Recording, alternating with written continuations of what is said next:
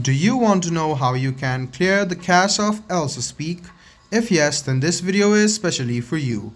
Hello and welcome to AI Basics. It's your host back again with yet another interesting tutorial video. In this video, I'm going to teach you how you can clear the cache memory of Elsa Speak.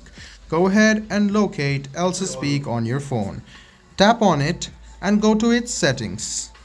Now, you can scroll down and click on its storage. You can see the clear cache option on the bottom of your screen. Go ahead and tap it, and then the cache memory of Elsa Speak will be cleared. Let me show it to you once again. Go ahead and locate the Elsa Speak on your phone, tap on it and go to its settings. Now scroll down and go to its storage, and then you can see the cache. Go ahead and click clear cache, which is on the bottom of your screen, and then the cache memory of Elsa Speak will be cleared. I hope this video was helpful for you. If you still have any kind of confusion, please do mention us on the comment section down below. Like the video, subscribe to the channel, and do hit the bell button for more.